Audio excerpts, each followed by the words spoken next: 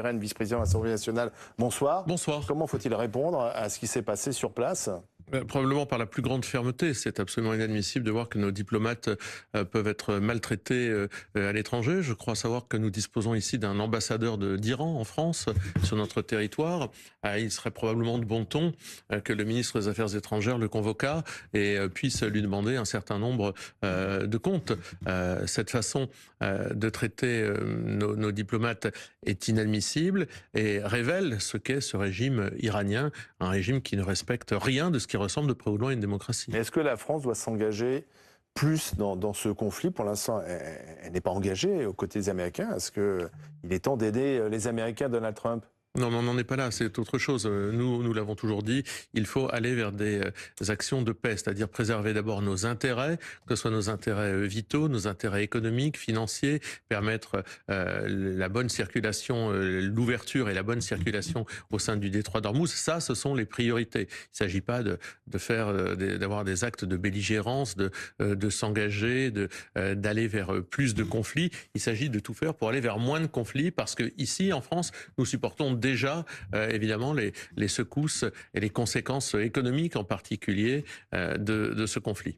Alors, retour en France, il y a un concert qui a été arrêté suite à une manifestation. C'est le concert de Barbara Bush. Ça s'est passé samedi à Grenoble. Alors Barbara Bush, on la connaît parce que c'est un visage qui est apparu pendant la cérémonie d'ouverture des JO à Paris en 2024. C'est une DJ. Elle était donc en prestation, elle était en concert samedi. Le problème, c'est qu'il y a des manifestants qui sont venus, des manifestants pro-palestiniens, de la France insoumise également, avec la volonté d'interrompre ce concert. Il lui reproche, elle est de confession juive, il lui reproche d'avoir signé une tribune qui soutient la proposition de la députée Yadan visant à lutter contre les nouvelles formes d'antisémitisme, proposition de loi qui avait d'ailleurs créé le débat. Quelle est votre réaction ? On n'a jamais vu d'autres militants que les militants de la France insoumise censurer et interrompre des manifestations culturelles. C'est le seul parti politique qui interrompt des manifestations programmées, financées, annoncées, parfaitement légales.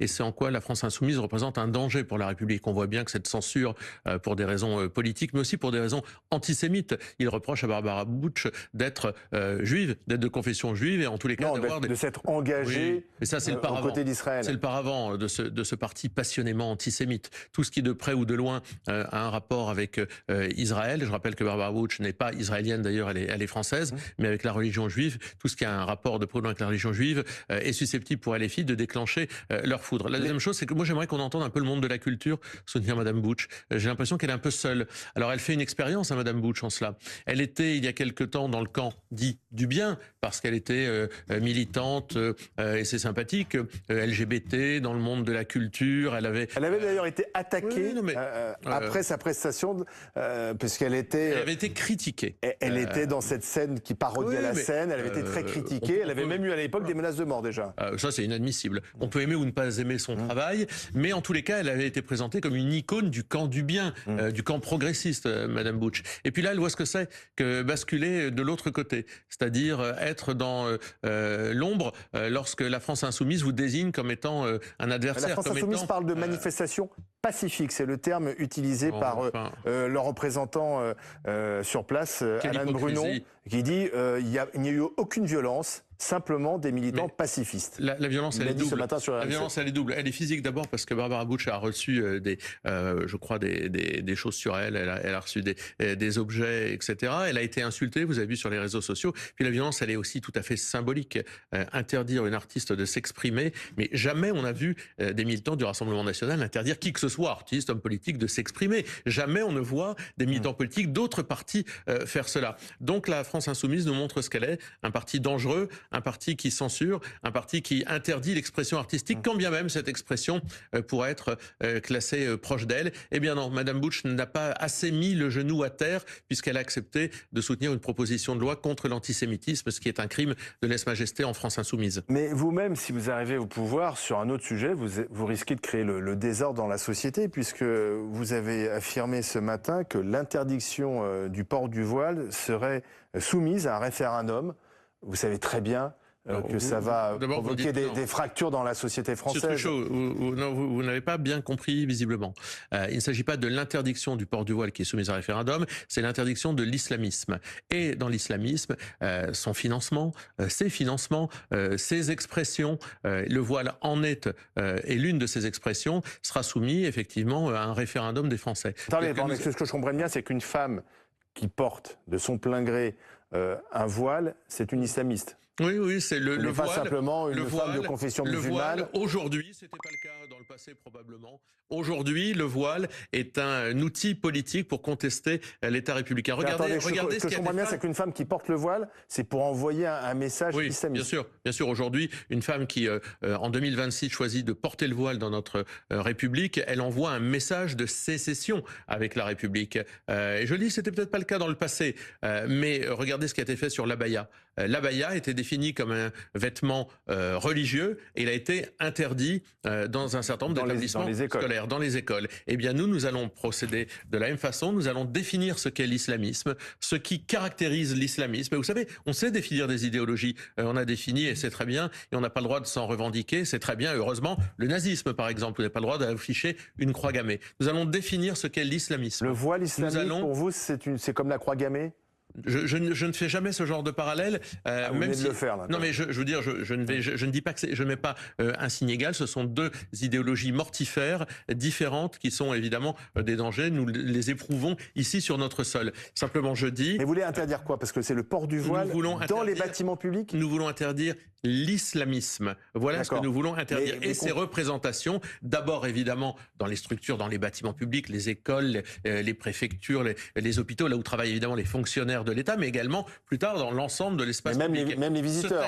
Ce texte, il est évidemment, il fait l'objet d'une proposition de loi, il est rédigé comme tel, et c'est comme tout référendum, mais il n'y aura pas que ça dans ce texte. Je vous parlais, il y a des mosquées salafistes, il y a des financements à travers des structures. Mais une telle loi aura toutes les chances d'être censurée. Ah bon, pourquoi? Par les instances, Conseil d'État, Conseil constitutionnel. Parce qu'il faut caractériser la menace que peut représenter un voile. C'est exactement ce qui est fait à travers cette loi. Nous caractérisons les choses. Ouais. En ce moment, à l'Assemblée nationale, on débat de l'interdiction des réseaux sociaux aux moins de 15 ans.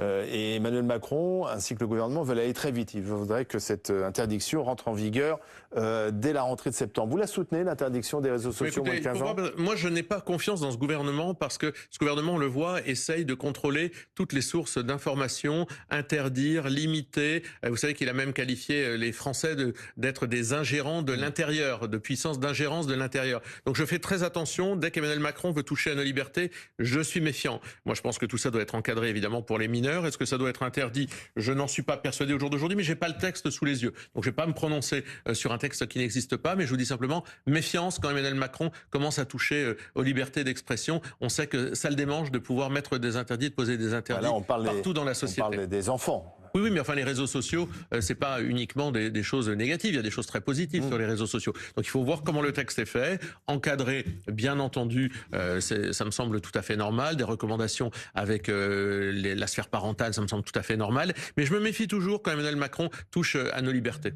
Il y a un autre débat à l'Assemblée nationale, il a d'ailleurs été assez houleux vendredi, c'est à propos de la loi sur la protection des enfants. Il y a un projet de loi et on a rajouté une mesure qui consisterait à permettre de condamner à la perpétuité les violeurs en série sur mineurs de moins de 15 ans. Eh bien, la gauche, qui était majoritaire vendredi, a réussi à faire repousser cet article de loi. Alors, le gouvernement voudrait de nouveau en débattre, et Aurore Berger d'ailleurs l'a fait savoir.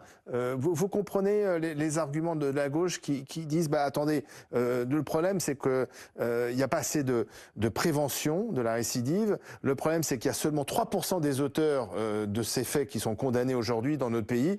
Donc là, on perd beaucoup d'énergie à débattre de ça, alors que 97% des personnes qui ne sont jamais condamnées. Non mais vous plaisantez ou quoi? Le texte prévoyait d'enfermer de façon définitive des violeurs récidivistes de mineurs de moins de 15 ans. C'est-à-dire que oui, moi je pense qu'un type qui a été un violeur récidiviste de mineurs de moins de 15 ans ne doit jamais ressortir. Que la gauche LFI, associée aux socialistes, les socialistes et les écolos ont voté également contre cette perpétuité, élue grâce aux amis de Gabriel Attal. Tous ces gens-là sont là parce que Gabriel Attal les a fait élire et qu'ils n'étaient pas là, ni Gabriel Attal ni ses troupes, pour empêcher cela la semaine dernière à l'Assemblée nationale. Je trouve, excusez-moi, mais que ça donne la nausée, si vous voulez. L'idée que des députés LFI se battent pour empêcher que des violeurs multirécidivistes de mineurs de moins de 15 ans soient enfermés à perpétuité et que ce soit ça leur combat aujourd'hui, effectivement, on défendra jamais la même chose. Éric Coquerel a dit que c'est la récidive. Il parlait même un violeur de bébé doit pouvoir sortir, à condition effectivement qu'on ait toutes les garanties qu'il ne recommence pas une fois dehors. Vous avez raison, et même un violeur de nourrisson doit pouvoir être candidat de la France Insoumise, puisqu'ils ont investi un type qui a découvert être il le savait pas. Un violeur. Non, il ne le savait pas, mais je vous dis, je comprends mieux les logiques, effectivement, à partir du moment où on ferme les yeux sur la voyoucratie et qu'on ne souhaite pas enfermer des violeurs multirécidivistes, on peut aussi peut-être un jour les investir aux élections. C'est peut-être ce que veut nous dire Éric Coquerel. Sincèrement, leur combat n'est pas le nôtre. On voit quand même que vous avez nommé finalement votre adversaire et peut-être celui que vous rêvez d'avoir au second tour, que Marine Le Pen rêve d'avoir au second tour, c'est-à-dire Jean-Luc Mélenchon, parce que vous ciblez beaucoup la France Insoumise, c'est votre meilleur ennemi. Mais ce sont eux qui font du bruit aujourd'hui, ce sont eux qui soutiennent le fait de ne pas enfermer les violeurs multirécidivistes, ce sont eux qui sont sur les artistes, ce sont eux qui font du bruit. Mais moi je pense qu'un Édouard Philippe et un Gabriel Attal, c'est une catastrophe annoncée. La continuité de la Macronie, c'est la descente aux enfers pour notre pays. C'est notre pays qui va sombrer si on continue. Donc il est urgent de changer de braquet. Quant à l'idée même que Jean-Luc Mélenchon puisse accéder au second tour, c'est une sorte de basculement du pays s'il venait à être élu. Vous confirmez que Marine Le Pen a déposé son pourvoi en cassation ? Oui, bien sûr, mais Marine Le Pen, il n'y a rien aujourd'hui n'empêchera plus Marine Le Pen d'être candidate jusqu'au dernier jour à l'élection présidentielle. Elle sera définitivement candidate à l'élection présidentielle. Sauf si la Cour de cassation se prononce avant l'élection et confirme la condamnation en appel. Avec des si, etc. D'abord, il faudrait qu'elle... C'est un scénario... Oui, d'accord, mais enfin, il faudrait qu'elle le confirme. Ensuite, il faudrait que le juge d'application des peines valide en quelques heures, en quelques jours, en plein processus électoral, une disposition de bracelet électronique, en plein processus électoral, c'est-à-dire au milieu, à quelques heures de l'élection. Bon, sincèrement, je crois qu'il y a des points de droit d'abord à étudier par la Cour de cassation que nous avons soulevés, parce que nous contestons évidemment ce qui a été reproché à Marine Le Pen. Marine Le Pen, rien ne pourra l'arrêter dans sa course à la présidentielle. Donc cette fois-ci, pour son propre cas, vous louez la lenteur judiciaire. Finalement, la justice, quand elle est lente, ça vous arrange? Non, ça ne nous arrange jamais qu'elle soit ni lente ni rapide. La justice doit se prononcer à son rythme, au bon rythme. C'est pas nous qui accélérons, c'est pas nous qui ralentissons. Nous n'avons pas encore ces possibilités ni d'accélérer ni de ralentir, et tant mieux. Ce n'est pas aux politiques d'avoir la possibilité d'accélérer ou de ralentir le cours des choses, et pas plus au Rassemblement national qu'à un autre. Un mot, parce que c'était un sujet qu'on évoquait tout à l'heure, et ça concerne la vie de millions d'automobilistes français. La mauvaise nouvelle, c'est qu'à la pompe, c'est reparti à la hausse, puisque les frappes ont repris depuis maintenant 9 jours autour du détroit d'Ormuz, un détroit qui reste fermé. Donc à la pompe, les prix de nouveau atteignent les 2 € aussi bien pour le samplon que le diesel. Le gouvernement, pour l'instant, a mis en place un système d'aide aux automobilistes. Combien de personnes ont touché des aides ? Fragiles, 50 €. Il y a plus d'1 million de personnes qui ont touché cette aide de mémoire. Ce n'est pas suffisant. Qu'est-ce qu'il faut de plus? J'écoutais sur votre antenne, je crois que la hausse des prix à la pompe fait passer un plein entre 15 et 20 € de plus pour un plein. Donc avec effectivement leurs 50 € distribués à quelques Français, on ne solutionne pas le problème. La réalité, c'est que ce gouvernement est toujours dans la même logique. Il ponctionne beaucoup les Français, il les ponctionne à leur pompe à essence et il ouvre des guichets. Il redistribue mal et il ouvre des guichets. Les guichets qu'il ouvre ne résolvent rien. Il faut des mesures pérennes dans le temps qui permettent, quand on est face à ce type de dérèglement politique, géopolitique, eh bien de pouvoir y répondre. Et donc ça veut dire que la baisse de la TVA toute l'année, la baisse de la TVA sur les énergies, c'est une façon de protéger aussi les Français. Attendez, si je comprends bien, ça ne serait pas temporaire. Non, on baisse la TVA et on la finance comment? Parce que c'est là du coup des milliards d'euros qui manquent dans les caisses de l'État. Non mais ce sont des milliards d'euros qui vont dans les poches des Français. Et je préfère ça à effectivement un État totalement défaillant qui ponctionne les Français madame midi et soir dans un État affaissé sur lui-même dans lequel plus rien fonctionne. Les hôpitaux, l'éducation, la justice, les transports, etc.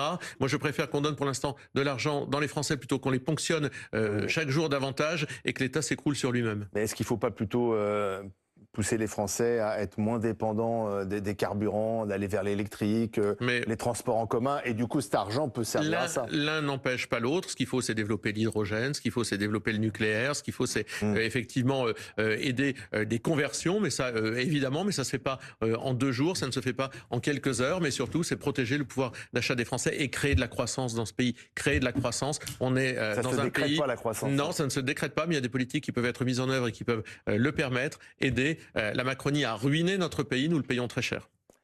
Il faut réintroduire des pesticides, parce que là c'est aussi un autre débat qui doit être tranché cette semaine à l'Assemblée nationale. Le gouvernement soutient justement la loi agricole, malgré l'opposition de la gauche. Il faut réintroduire des pesticides à 2 conditions, qu'effectivement ces pesticides, s'ils sont utilisés dans d'autres pays européens, on puisse nous aussi les utiliser. Sinon, vous mettez nos agriculteurs, notamment filière noisettes, filière pommes, filière cerises, etc., dans des dispositions de concurrence déloyale. Hélène Laporte, notre députée du Lot-et-Garonne, spécialiste en agriculture, l'a très bien démontré, et avec un verrou. C'est-à-dire que cette dérogation, elle se fait avec l'autorisation de l'ANSES, de l'Agence nationale de la santé. Eh bien, ce verrou, il faut le poser, évidemment, uniquement avec ce verrou. Et vous voterez donc la loi d'urgence agricole? On veut protéger l'agriculteur. Il y a des dispositions pas mal, notamment sur l'eau, sur la prédation du loup, qui nous semblent intéressants. Mais pour le reste, ils l'ont quand même. Et puis visiblement, il y aura la réintroduction d'un certain nombre de pesticides possibles. Donc on est plutôt enclin à la voter pour protéger les agriculteurs si malmenés. Il n'y a rien sur les accords de libre-échange. Il n'y a rien sur la rémunération des agriculteurs. On est loin d'un grand texte, mais on prend pour aider les agriculteurs. Merci Sébastien Chenu.